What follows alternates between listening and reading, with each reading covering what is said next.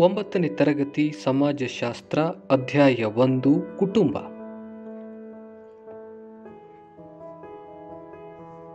ಅಭ್ಯಾಸಗಳು.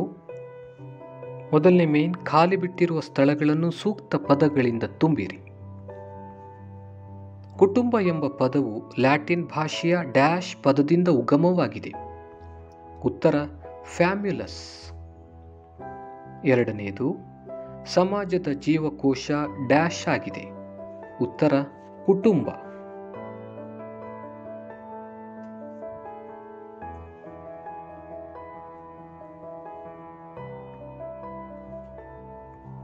ಮೂರನೇದು, ತಂದೆಯೇ ಕುಟುಂಬದ ಒಡೆಯನಾದರೆ ಆ ಕುಟುಂಬವನ್ನು ಡ್ಯಾಶ್ ಎನ್ನುತ್ತಾರೆ. ಉತ್ತರ ಪಿತೃಪ್ರಧಾನ ಕುಟುಂಬ. ನಾಲ್ಕನೇದು, ಕೇರಳದ ಮಲಬಾರ್ನ ನಾಯರ್ಗಳಲ್ಲಿ ಡ್ಯಾಶ್ ಕುಟುಂಬ ಕಂಡುಬರುತ್ತದೆ. ಉತ್ತರ ಮಾತೃಪ್ರಧಾನ ಕುಟುಂಬ.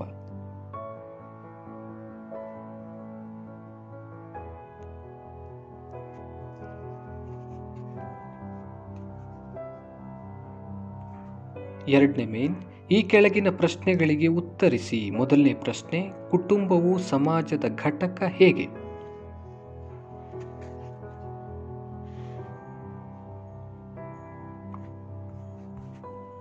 ಕುಟುಂಬವು ಅತ್ಯಂತ ಸಣ್ಣ ಸಾಮಾಜಿಕ ಸಂಸ್ಥೆಯಾದರೂ ಅದು ಸಮಾಜದ ಮೂಲ ಸಂಸ್ಥೆ. ಸಮಾಜದ ಎಲ್ಲ ಚಟುವಟಿಕೆಗಳು ನಡೆಯುವುದು ಕುಟುಂಬದ ಆಧಾರದಲ್ಲಿ. ಅಂದರೆ ಕುಟುಂಬದ ಸದಸ್ಯರೇ ಸಾಮಾಜಿಕ ಸಂಸ್ಥೆಗಳ ಸದಸ್ಯರು ಆಗಿರುತ್ತಾರೆ. ಯಾವುದೇ ಸಮಾಜದ ಸಾಮಾಜಿಕ ಸಂಸ್ಥೆಗಳ ಚಟುವಟಿಕೆಗಳು ಪ್ರಾರಂಭವಾಗುವುದೇ ಕುಟುಂಬದಿಂದ.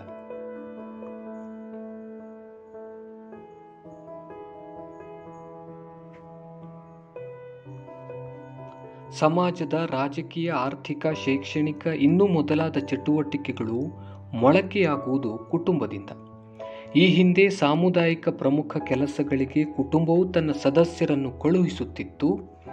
ಇಂದಿನ ಸಂಕೀರ್ಣ ಸಮಾಜದಲ್ಲಿ ತನ್ನ ಕೆಲವು ಕಾರ್ಯಗಳನ್ನು ಸಮಾಜದ ಇತರೆ ಸಂಸ್ಥೆಗಳಿಗೆ ಬಿಟ್ಟುಕೊಟ್ಟಿದೆ. ಹೀಗಾಗಿ ಕುಟುಂಬವು ಸಮಾಜದ ಘಟಕವಾಗಿದೆ.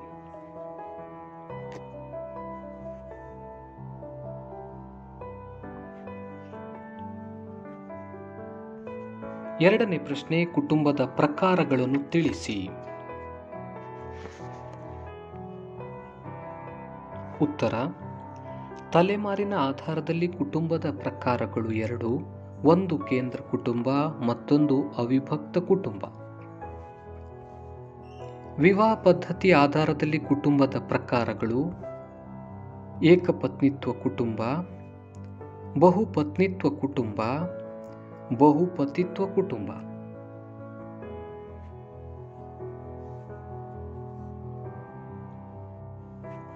ಸಂಗಾತಿಗಳ ವಾಸಸ್ಥಾನಗಳ ಆಧಾರದಲ್ಲಿ ಕುಟುಂಬದ ಪ್ರಕಾರಗಳು: ಮಾತೃನೆಲೆ ಕುಟುಂಬ, ಪಿತೃನೆಲೆ ಕುಟುಂಬ.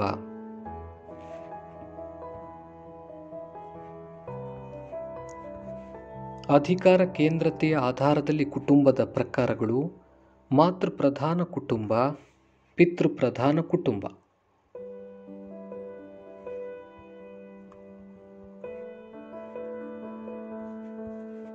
ವಂಶದ ಆಧಾರದಲ್ಲಿ ಕುಟುಂಬದ ಪ್ರಕಾರಗಳು: ಮಾತೃವಂಶೀಯ ಕುಟುಂಬ, ಪಿತೃವಂಶೀಯ ಕುಟುಂಬ.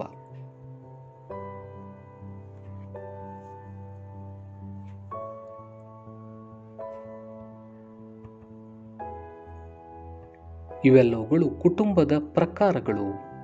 ಪ್ರಶ್ನೆ ಸಂಖ್ಯೆ 3, ಅವಿಭಕ್ತ ಕುಟುಂಬ ಎಂದರೇನು? ಉತ್ತರ, ಅಜ್ಜ ಅಜ್ಜಿ, ಅವರ ಮಕ್ಕಳು, ಮೊಮ್ಮಕ್ಕಳು, ಮರಿಮಕ್ಕಳು, ಕೆಲವು ಸಂದರ್ಭಗಳಲ್ಲಿ ಇನ್ನೂ ವಿಸ್ತೃತವಾಗಿ 2 ತಲೆಮಾರುಗಳಿಗಿಂತಲೂ ಹೆಚ್ಚಿನ ಜನರು ಒಂದೇ ಕುಟುಂಬದಲ್ಲಿ ಒಂದೇ ಸೂರಿನಡಿ ವಾಸಿಸುತ್ತಾರೆ. ಇದನ್ನು ಅವಿಭಕ್ತ ಕುಟುಂಬ ಎನ್ನುವರು.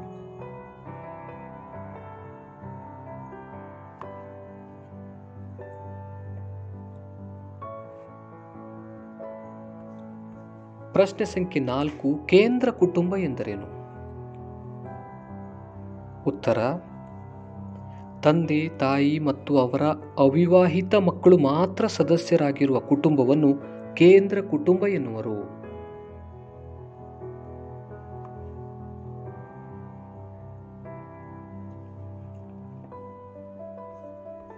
ಐದನೇ ಪ್ರಶ್ನೆ, ಕುಟುಂಬದ ಲಕ್ಷಣಗಳು ಯಾವುವು?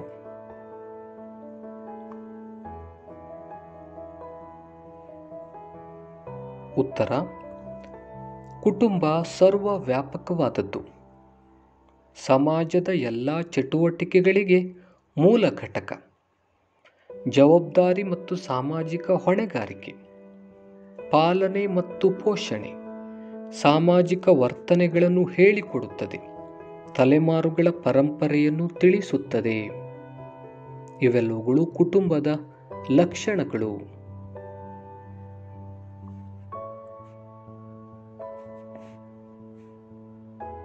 ಪ್ರಶ್ನೆ ಸಂಖ್ಯೆ 6, ವ್ಯಕ್ತಿಯ ಸಾಮಾಜಿಕ ಬೆಳವಣಿಗೆಯ ಹಂತಗಳಲ್ಲಿ ಕುಟುಂಬದ ಪಾತ್ರವನ್ನು ತಿಳಿಸಿ.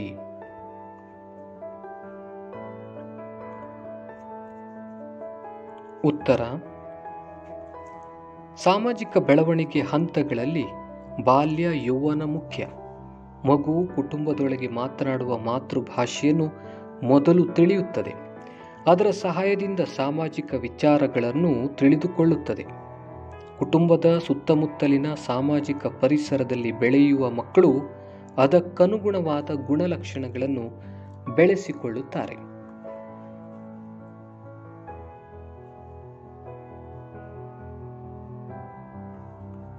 ಸಮವಯಸ್ಸಿನ ಮಕ್ಕಳೊಂದಿಗೆ, ಹಿರಿಯರೊಂದಿಗೆ, ಗುಂಪುಗಳೊಂದಿಗೆ ವಿವಿಧ ಸಂದರ್ಭಗಳಲ್ಲಿ ಹೇಗೆ ಬೆರೆಯಬೇಕು ಎಂಬುದನ್ನು ಕುಟುಂಬ ಹೇಳಿಕೊಡುತ್ತಿರುತ್ತದೆ. ಅಂದರೆ ಸಾಮಾಜಿಕ ವರ್ತನೆಗಳು, ಬೇಡಿಕೆಗಳು, ನಿಯಂತ್ರಣಗಳು ಮಗುವಿನ ಮೇಲೆ ಪರೋಕ್ಷವಾದ ಪ್ರಭಾವವನ್ನು ಬೀರುತ್ತಿರುತ್ತವೆ. ಬಾಲ್ಯ, ಯೌವನ, ಮಧ್ಯವಯಸ್ಸು ಮತ್ತು ಮುಪ್ಪಿನಲ್ಲಿ ಸ್ನೇಹ, ಸ್ವಾತಂತ್ರ್ಯ, ಭದ್ರತೆ ಹಾಗೂ ಇತರೆ ವರ್ತನೆಗಳನ್ನು ಕುಟುಂಬ ಹೇಳಿಕೊಡುತ್ತದೆ.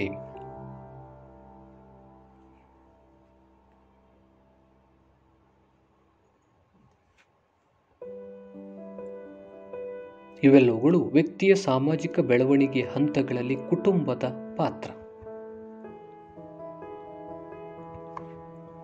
7ನೇ ಪ್ರಶ್ನೆ, ಅವಿಭಕ್ತ ಕುಟುಂಬದ ಲಕ್ಷಣಗಳನ್ನು ವಿವರಿಸಿ. ಅವಿಭಕ್ತ ಕುಟುಂಬದ ಲಕ್ಷಣಗಳೆಂದರೆ: ಗಾತ್ರದಲ್ಲಿ ದೊಡ್ಡದು, 2 ತಲೆಮಾರಿಗಿಂತಲೂ ಹೆಚ್ಚಿನ ಜನರು ಒಂದೇ ಮನೆಯಲ್ಲಿ ವಾಸ ಮಾಡುವುದರಿಂದ ಈ ಕುಟುಂಬದ ಸದಸ್ಯರ ಸಂಖ್ಯೆ ಹೆಚ್ಚಾಗಿರುತ್ತದೆ. ಅದರಿಂದ ಕುಟುಂಬದ ಗಾತ್ರ ದೊಡ್ಡದಾಗಿರುತ್ತದೆ. 2ನೇದು ಸಹಕಾರ, ಸಹಭಾಗಿತ್ವ. ಅವಿಭಕ್ತ ಕುಟುಂಬದಲ್ಲಿ ಸದಸ್ಯರ ಪರಸ್ಪರ ಸಹಕಾರದಿಂದ ದಿನನಿತ್ಯದ ಚಟುವಟಿಕೆಗಳು ಸೇರಿದಂತೆ ಎಲ್ಲ ಕಾರ್ಯಗಳು ನಡೆಯುತ್ತಿರುತ್ತವೆ.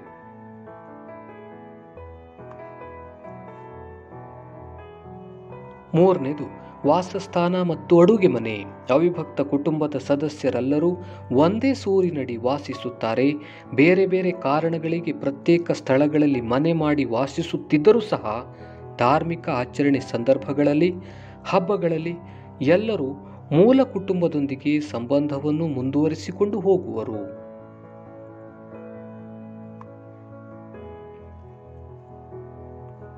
4ನೇದು ಧರ್ಮ. ಅವಿಭಕ್ತ ಕುಟುಂಬದ ಸದಸ್ಯರೆಲ್ಲರೂ ಒಂದೇ ಧರ್ಮವನ್ನು ನಂಬುತ್ತಾರೆ ಮತ್ತು ಆಚರಿಸುತ್ತಾರೆ. ಇವರ ಪೂಜಾ ಆಚರಣೆಗಳು ಮತ್ತು ನಂಬಿಕೆಗಳು ಒಂದೇ ರೀತಿ ಇರುತ್ತವೆ. 5ನೇದು ಸ್ವಯಂಪೂರ್ಣ ಘಟಕ. ಅವಿಭಕ್ತ ಕುಟುಂಬವು ಸ್ವಯಂಪೂರ್ಣ ಘಟಕವಾಗಿ ಕಂಡುಬರುತ್ತದೆ. ತನ್ನ ಕುಟುಂಬದ ಸದಸ್ಯರಿಗೆ ಬೇಕಾಗುವ ಬಹುಪಾಲು ಅಗತ್ಯಗಳನ್ನು ಪೂರೈಸುತ್ತದೆ.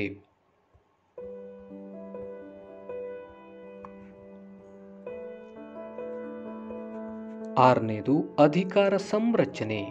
ಅವಿಭಕ್ತ ಕುಟುಂಬದ ಹಿರಿಯ ಸದಸ್ಯರು ರಚನೆಯ ಅಧಿಕಾರ ಮತ್ತು ಜವಾಬ್ದಾರಿಯನ್ನು ಹೊಂದಿರುತ್ತಾರೆ. ಇವರಿಗೆ ಕುಟುಂಬದ ಪ್ರಮುಖ ವಿಷಯದಲ್ಲಿ ನಿರ್ಧಾರವನ್ನು ತೆಗೆದುಕೊಳ್ಳುವ ಅಧಿಕಾರ ಇರುತ್ತದೆ.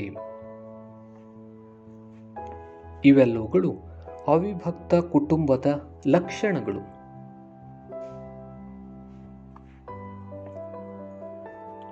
ಎಂಟನೇ ಪ್ರಶ್ನೆ, ಆಧುನಿಕ ಕೇಂದ್ರ ಕುಟುಂಬಗಳು ದಿನೇ ದಿನೇ ಹೆಚ್ಚಾಗಲು ಕಾರಣಗಳೇನು?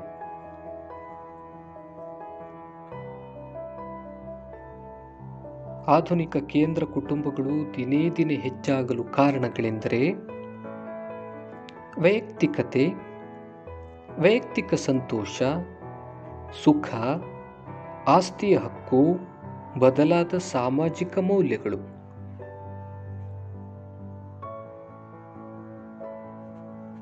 ವಿಜ್ಞಾನ ಹಾಗೂ ತಂತ್ರಜ್ಞಾನದಲ್ಲಿ ಆದ ಪ್ರಗತಿ, ನಗರೀಕರಣ, ಪ್ರಜಾಸತ್ತಾತ್ಮಕ ಸಮಾನತೆಯ ತತ್ವಗಳು. ಈ ಎಲ್ಲ ಕಾರಣಗಳಿಂದಾಗಿ ಆಧುನಿಕ ಕೇಂದ್ರ ಕುಟುಂಬಗಳು ದಿನೇ ದಿನೇ ಹೆಚ್ಚಾಗುತ್ತಿವೆ.